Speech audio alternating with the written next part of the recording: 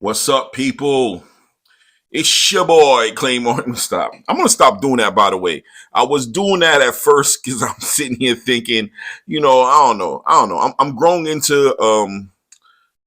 into understanding that it's gonna be me or it's not gonna be me, right? I think, and what do I mean by that? Just for I know everybody's looking like, what are you talking about that? Trying to get this channel going, and I really want to make this entertaining. But at the same time, I want to keep it. I want the information to be accurate, and I want to give you guys some real perspective. And that's what it's about. It's not even accuracy is one part of it, but real perspective is the other part. Um, Real perspective, something else for you guys to bite into. Pause. Um, when coming up with your own perspective, of course, on what we're talking about. But in on that journey, in the midst of trying to get that done, not wanting to get too crazy because I got a little bit of a crazy personality, you know. But at the same time, don't want it to be dry and bland. So I've adopted some new things, right? Well, not new things. I've adopted things that I don't normally do, like, hey, it's your boy Claymore Rain, and look, man, if you don't know who I am by now, look at the credits, bro. But it's your boy Rain. We'll just keep it simple. Wanted to stay consistent with the actual content. And I'm out and about right now, handling business. Money's on the agenda, but wanted to stay consistent with the content. So I'm like, hey, let's pull out the trusty little camera, right? And let's speak on some things. There's so many things is going on right now. We got a big fight coming up next week. We've got a fighter who's been stripped of his title. We have a new champion in the welterweight division. The way he's actually gotten the belt has raised questions by some boxing fans and pundits and enthusiasts alike. And we got another fight coming up at the end of the month as well on Thanksgiving weekend, right? On the 25th, we've got Demetrius Andrade, Boo Boo Andrade, right? And we've got David Benavidez fighting. Listen, I think we got two really good fights coming up. Those who know. And the other ones, well, you'll know now after this. So where do we start at? Where do we start at? Let's see here. I think we'll start. You know what I want to start with? Let's start off with Terrence Crawford and this whole Jerron Ennis situation. I feel like that's a spicy situation going on right now, where I'm seeing a lot of, once again, there's a line in the sand between the Errol Spence fans and the Terrence Crawford fans, right? It's interesting because this thing right here, it's gotten a life of its own, because when you think of the point and the fact that this fight happened over 3 months ago, and so many fights has happened since then. But this right here has been like top story. When you look across the internet, I mean, I've literally seen channels, platforms where all their energy for the past 3 months has been on either, most of them, let's be honest, most of them breaking down Terrence Crawford, right? Just coming at him, accusing him of everything you could think of underneath the sun. I think the only thing I haven't genuinely heard Terrence Crawford be accused of is like child molestation. So, and look, man, I won't be shocked if people start talking about that. You know what I mean? But it's crazy, man. It's really getting crazy. So, what's the latest news with Terrence Crawford? Well, Terrence Crawford was just supposedly stripped. Honestly, we haven't gotten confirmation one way or the other as to whether or not he was stripped of his IBF title or whether or not he vacated it, right? I don't know that it makes much of a difference either way, which way it went. So I won't make that a big deal. If you guys feel like he got stripped, go with that. If you feel like he vacated the title, go with that. Whatever you want. You won't get an argument from me. I really don't care. The most important part is that he's no longer the IBF welterweight champion. And more important than that is right now, presently today, what's today? November 12th? On November 12th, today, Terrence Crawford is no longer the welterweight undisputed champion. And this is this has caused some uproar. In the midst of that happening, what's happened is Jaron Ennis, Boots Ennis, has been upgraded to the full new IBF champion.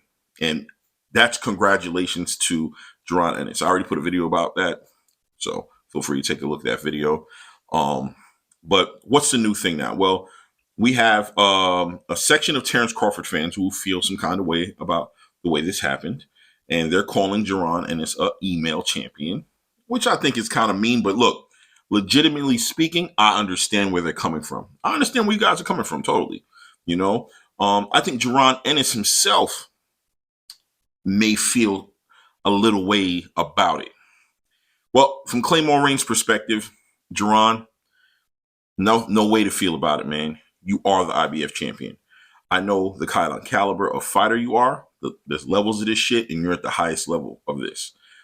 Anybody who doesn't understand that, that's their business. But at the same time, I can imagine that this is not the way you imagined it happening. This is not the way, if you would have wrote this out, this is not the way you'd want it to happen. And for that, I do hold the IBF accountable to a certain degree for that, because I think there was a better way you guys could have handled this. I'm speaking to the sanctioning body like it's one person. Whoever represents the sanctioning body. I think taking away the title from Terrence Crawford is one aspect of it, but I can understand that, because if Terrence has shown no interest in defending the title and he's totally wrapped up in fighting Errol Spence right now and getting that rematch going, and also speaking about his future endeavors to become a 3-weight class undisputed champion, he's not really showing too much interest in fighting in the welterweight division. I could understand wanting to keep the welterweight division moving forward and not wanting to keep everything stagnant, especially with the way things have happened with Showtime. And, you want to get some real fights going on. And unfortunately, fighters like Jaron Ennis, who's really going to be the star of that division, it's going to be difficult to get him fights and get him going without giving him something to bring to the table, because fighters just aren't going to voluntarily fight him. That people could talk whatever they want to talk, but truth be told, if you know, people like Jaron Ennis, Shakur Stevens, unless they bring even Gervonta Davis, if he didn't bring pay-per-view and a big paycheck, how many people would just be sitting here jumping to fight him? Let's be honest, right? These guys are huge factors in the game, and without something really tangible to bring to the table for these guys, it's hard to get them lined up to give the fights that us, the fans, really want. So I understand taking that belt away from Terrence if he doesn't plan on defending it. And I'll be honest with you, Terrence, I don't think he's probably tripping as bad as everybody else is. You know what's so funny about this? People will put so many words into Terrence. You would think Terrence Crawford and Errol Spence are sitting on their Twitters, or sitting on doing interviews all over the place, just bad mouthing each other. And you would think Terrence is out there just trying to drain Errol Spence of all the weight, and doesn't want to. He's ducking. He's saying how much he's ducking Boots, and you just think so much stuff is going on. But the truth of the matter is, these fighters remain relatively silent throughout this whole process, and the media just kind of gives everything a light to their own. I mean, gives everything a light of its own. I can understand to a degree of wanting content. If you're a content creator, you're constantly searching, right? You're looking for the content, and you want to be the first one to put it out there. Denzel Washington has a cool quote about that. I can't remember the word, so I won't completely savagely destroy and tear up his little quote. But it was just basically referring to reporters and journalists running to be first and having to be first, and not really so concerned about how true everything is, as long as they're first. If you guys know, you know. I don't remember the quote exactly, so whatever. But that's what's happening right now, right? So Terrence Crawford is no longer undisputed, and the Errol Spence fans are, right now they're jumping all over Terrence was ducking Jaron Boots, and, Terrence, bad Terrence, you were holding up the welterweight division. bad, Terrence. You were doing this, you were doing that. The fingers are wagging. You know, this is how I see him doing it. I don't see him doing it, but in my mind, they're doing this anyway. So, and this is coming out. So where do I stand? What's my opinion on it? Well, the reality is, no matter what anybody wants to say, no matter how hard they try, the reason Terrence Crawford is probably silent on this is because y'all ain't moving no needles. What do I mean by that? I mean, no matter what you guys do, Terrence Crawford will always be in the history books as a 2 weight class undisputed champion. They could take every single belt that he has, supposedly that he possesses right now. They could take that away from him, but they can't take away his accomplishment. So he has no worries. He has nothing to look back at with regret. He's only looking forward. Well, some people are like, well, if he's looking forward, why doesn't he set up the fight with Jaron Boots Ennis? Well, you know, I get it. You guys know what he should do with his life and his career better than he should. Like, I totally get it. Like, you know, you guys totally know what he should be doing. And I get it, right? But there's also the whole, he may have his own agenda and things that he's trying to get done. And which one should he, you know, as he's weighing out making you happy and making himself happy, you know, he may not be really considering what you guys are thinking. I mean, think about this man's position the past 5 years trying to coordinate a fight with Errol Spence, trying to get the fights with all these fighters, the Keith Thurmans, the Danny Garcias, right? Top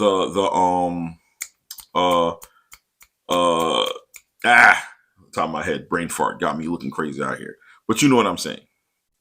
Trying to coordinate these other fights as well.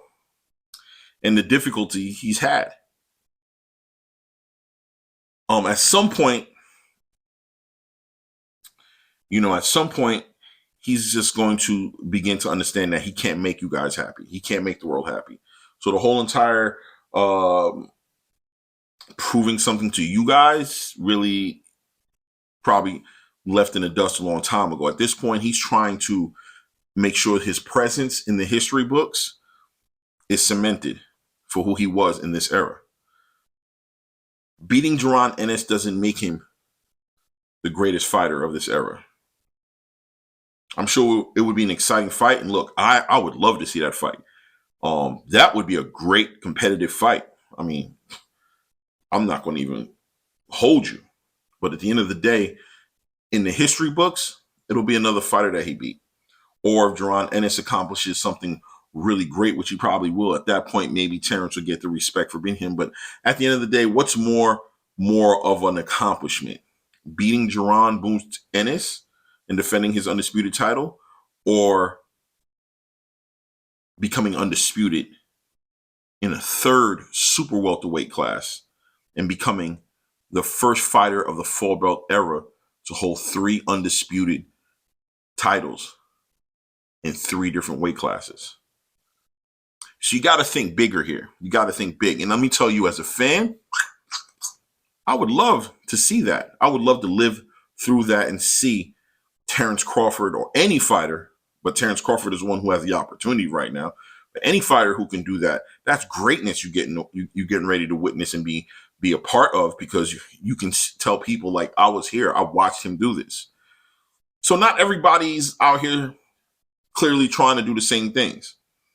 As far as Terrence Crawford ducking Jaron Boots Ennis, I really don't understand that mindset of thinking either.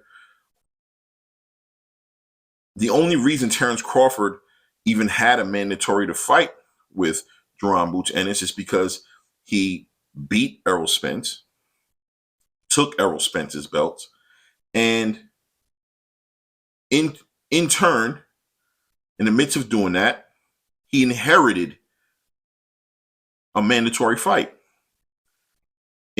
which was really on Errol. It was really a mandatory fight for Errol. But Errol lost. Terrence Crawford, in turn, inherits the mandatory. But at the same time, he's also in the midst of a rematch clause that's been activated by the former unified welterweight champion of called Errol Spence. So what's a player to do? Ducking Jaron Boots Ennis? Once again, the extreme fanatics will reach and touch anything they can to prove their point, which I don't understand what it is, because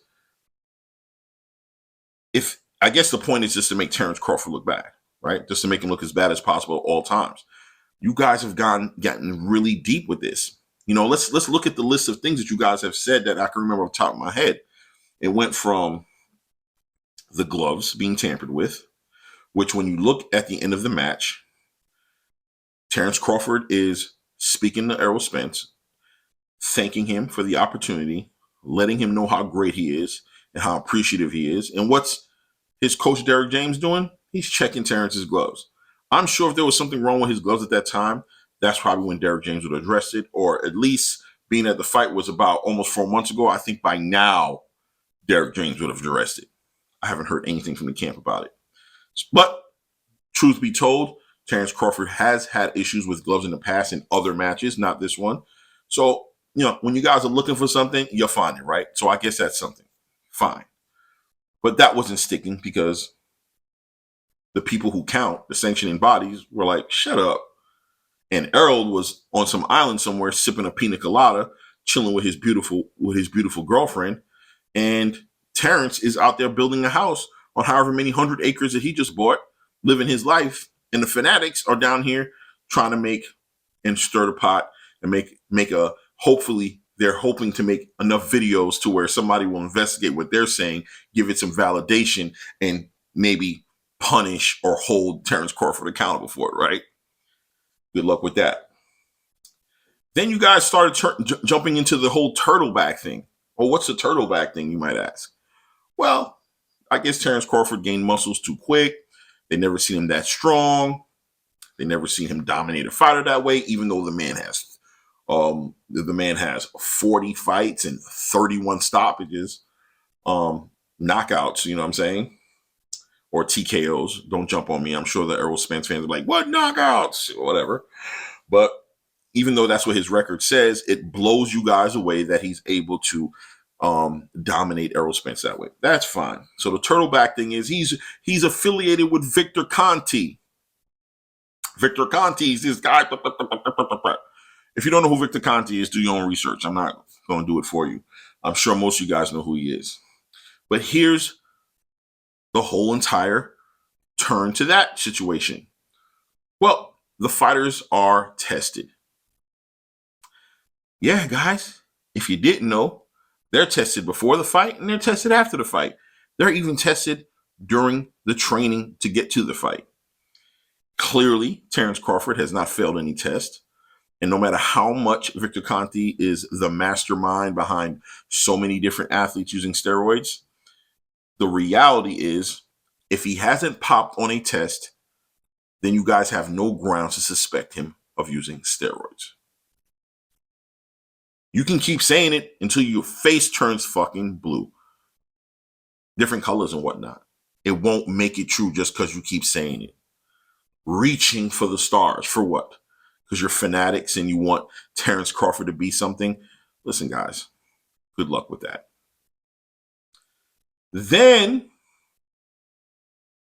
they get into Terrence Crawford waited Errol Spence out on purpose so that he would be out of shape and be weight drained the night of the fight. Well, I'll entertain that one. I'll say, all right, fine. Let's say he did do that. I have no knowledge to believe that he did do that, but let's entertain your theory. Terrence Crawford, diabolical villain that he is, understands that Errol Spence not having a fight, not getting any warm fights will put him in the best position for him to beat him, right?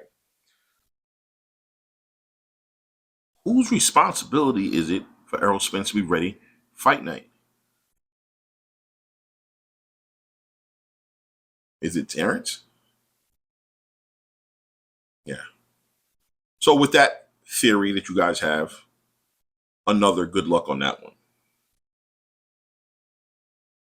You guys never cease to amaze me. But at the end of the day, the truth of the matter is until you're blue in the face won't change who Terrence Crawford is, the accolades that he's received, that he's earned, and who he will be in the history books. And because what you guys say when it comes to that nonsense doesn't matter, he has no reason to respond to you guys. And I'm super proud of him for having that maturity to understand that you guys don't matter. So keep talking. If anything, I'm happy you guys could find a way to get thousands and thousands and thousands of you to watch your asses whine, bitch, and moan about something you have no effect on. So all the little yous have somewhere to gather and watch you stand on your soapbox and cry sad songs for somebody who's literally chilling, sipping pina coladas, been healed from his wounds, and don't even know who you are. Let that sizzle on your spirit. So we'll leave that there. At the end of the day, feel what you want to feel. It doesn't change anything for Terrence Crawford, and it doesn't change anything for Errol Spence. Take it for what it's worth.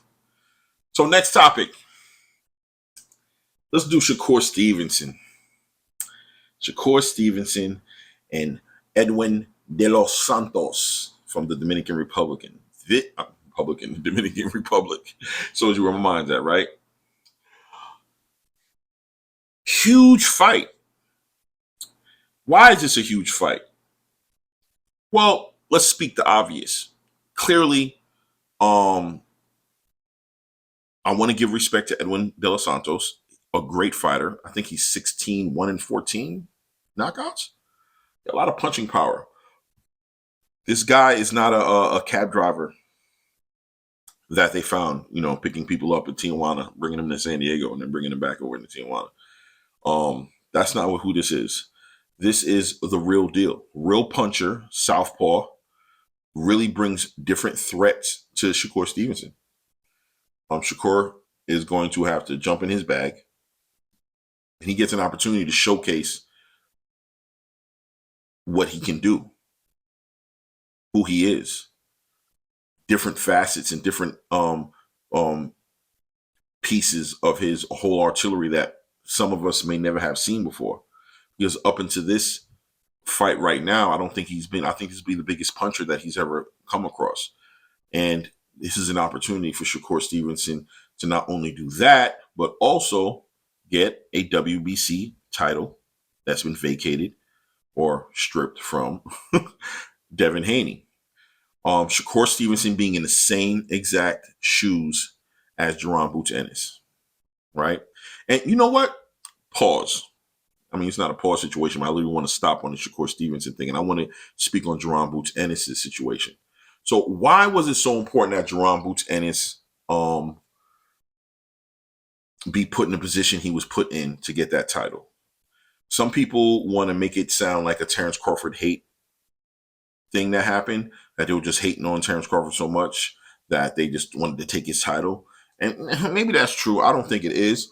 I'm going to tell you what I really think it is. I think that when you're looking at Jaron Boots Ennis, you're looking at a fighter that's so powerful, hard to beat. Some people might say impossible to beat in that division. I don't see anybody, in all honesty, that will give him any type of real smoke, except for I'll give maybe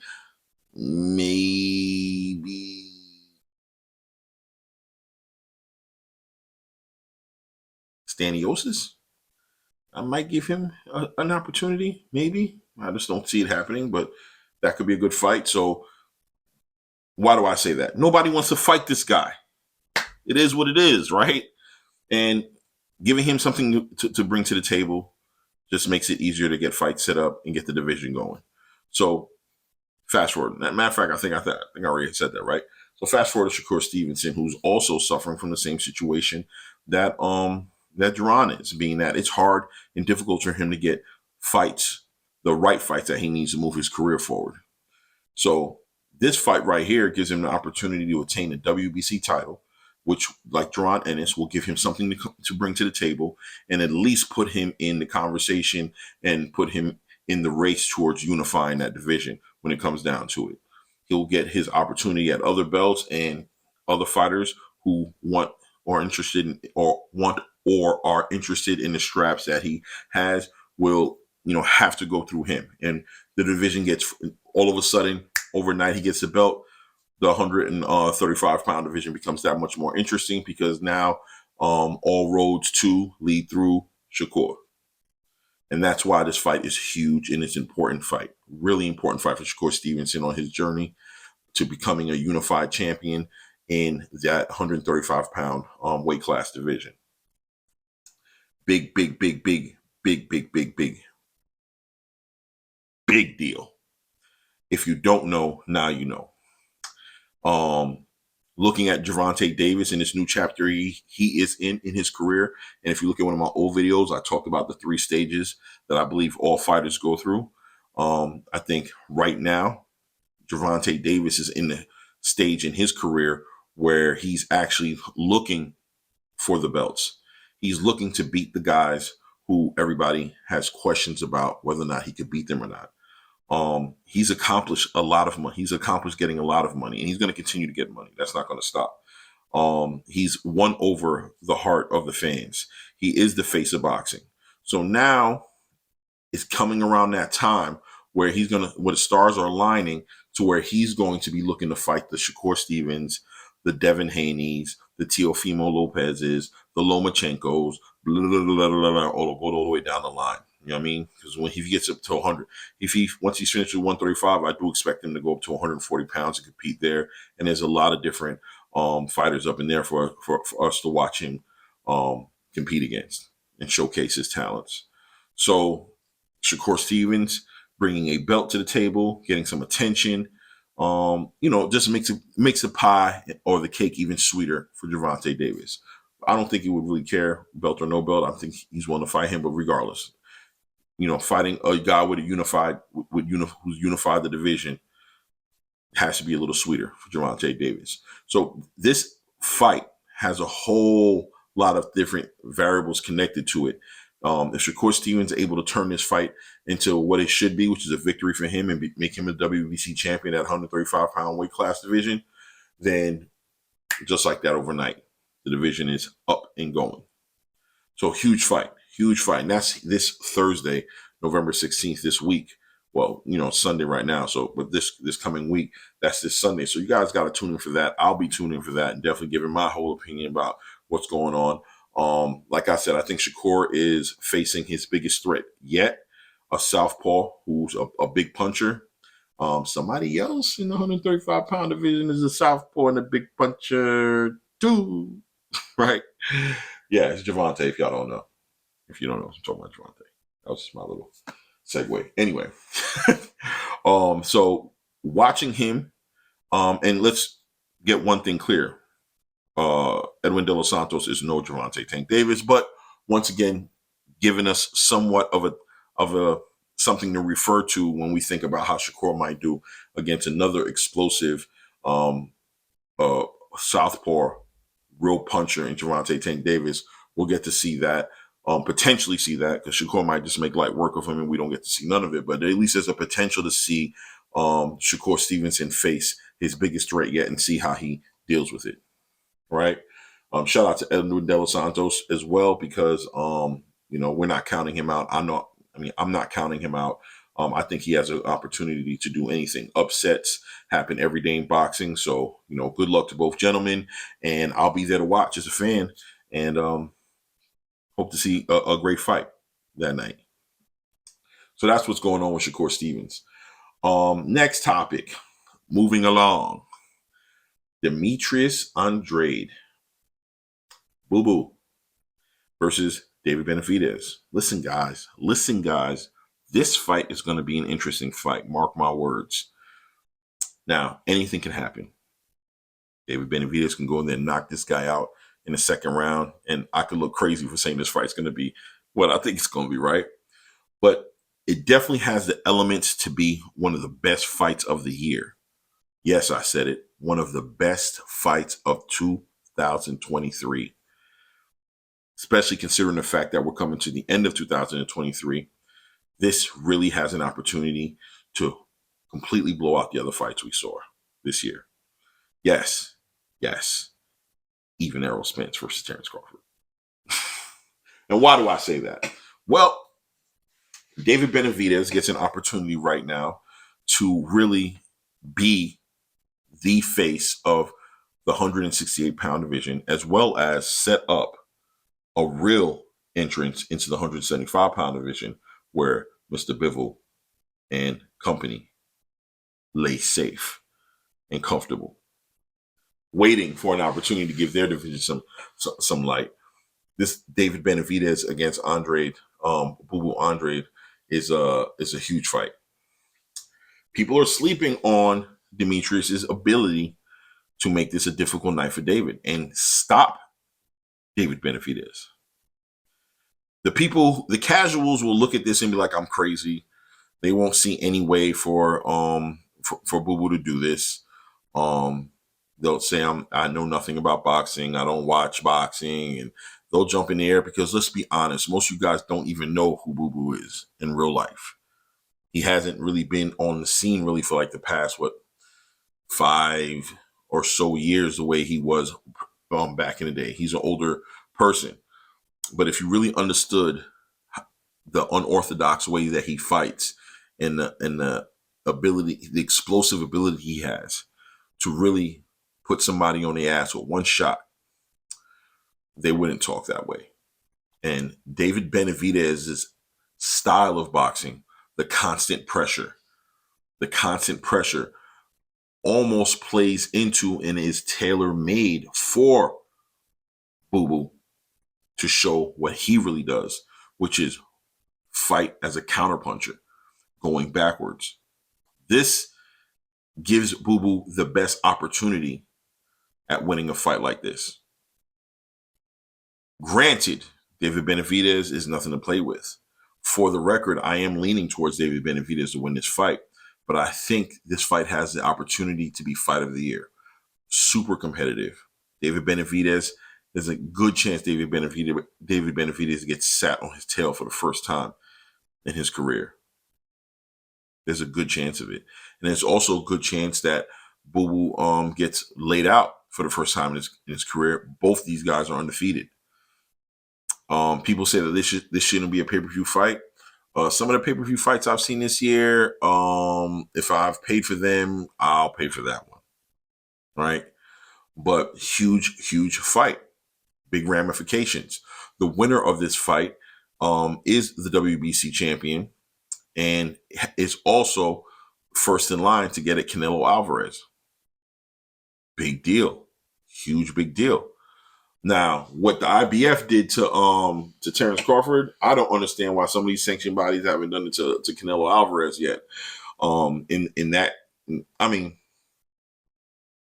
yeah, I don't understand, because somebody might want to say, "Oh, he didn't have a mandatory," but I'm pretty sure David Benavidez has been the mandatory for that WBC title for a long time now, while Canelo Alvarez is giving two people who are two-weight classes under him opportunities at those belts, and while he's going up to 175 pounds to fight and get his ass whooped, and he's fighting other fighters who we don't even give a damn about and not fighting David Benavidez. Yeah, man. He should have been stripped a long time ago, in my opinion. But whatever, whatever. If not stripped, I don't know. Anyway, but we're not going to make this about Canelo. The winner of this fight, in my opinion, become the face of the 168-pound division. Canelo Alvarez, you guys can say he's the face all you want. I don't really appreciate the way he's been moving with all those belts for the past couple of years. And, as far as I'm concerned, whoever he fights from those two guys, that'll be a fight for the face of the 168-pound division. But right now, I'm going to give the face to whoever wins between Boo Boo and David Benavidez. And that's where I'm going to leave it at. So what else has been going on? Also, we've been dealing with I already made a video about that as well. So yeah, man, I think I'll wrap it up at this point. Leave a comment, subscribe, like, hate, dislike, love. I have a warm spot in my heart for the love, so if you got some love, got a little warm spot there for you. But whatever you want to do, Enjoy the content. I hope you enjoy the content. If you do, please subscribe. Tell a friend. I'm trying to get the channel where it needs to be. It's your boy Rain. This is my boxing channel, sponsored by A.T.P Combat Media. Mine too. And let me know what you guys think. All right. On that note, it's about that time. I'm gonna go wash my tail, go lay it up. I got things to do in the morning. I'm gonna leave it at that. And on that point, at this point, we out.